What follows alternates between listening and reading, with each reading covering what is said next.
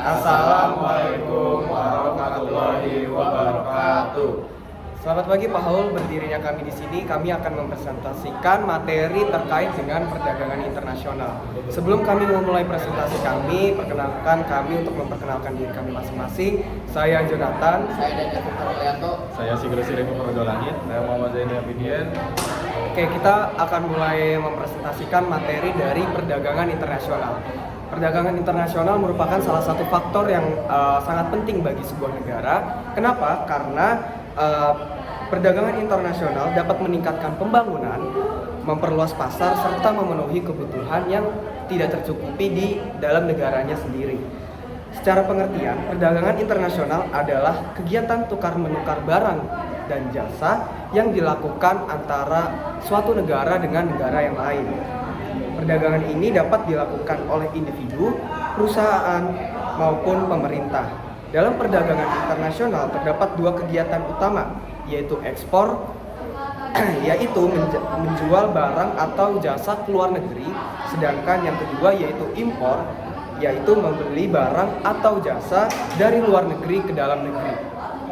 Oke, selanjutnya saya akan menjelaskan tentang manfaat perdagangan internasional. Yang pertama, perdagangan internasional itu dapat memenuhi kebutuhan barang dan jasa yang tidak dapat diproduksi dalam negeri. Misalkan teknologi canggih ataupun sumber daya tertentu. Kalau di Indonesia contoh nyatanya adalah gandum. Indonesia perlu mengimpor gandum supaya bisa memenuhi kebutuhan gandum di Indonesia. Yang kedua adalah perdagangan internasional dapat mendorong industrialisasi dan memperluas pasar sehingga hasil produksi dalam negeri dapat dikenal secara global. Yang ketiga, perdagangan internasional dapat meningkatkan kesempatan kerja karena meningkatkan kegiatan produksi dan ekspor. Keempat, perdagangan internasional juga dapat menambah devisa negara yang sangat penting untuk pembangunan nasional.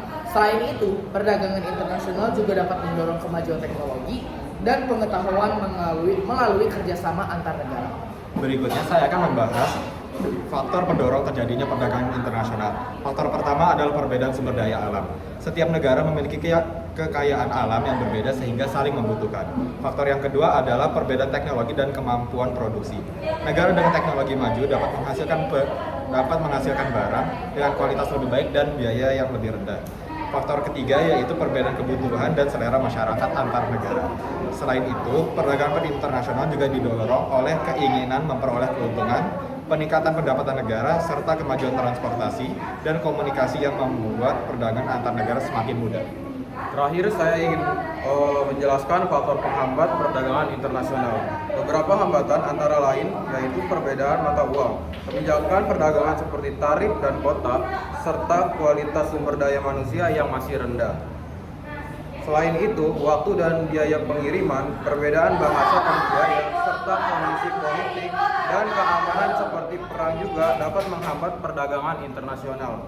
Sebagai kesimpulan, perdagangan internasional memiliki peran penting dalam meningkatkan pertumbuhan ekonomi, kesejahteraan masyarakat, dan kerjasama antar negara. Namun, diperlukan kebijakan yang tepat agar manfaatnya dapat dirasakan secara maksimal. Mungkin demikian presentasi dari kami. Kurang lebihnya mohon maaf. Wassalamualaikum warahmatullahi wabarakatuh. Kenapa ada di akhir?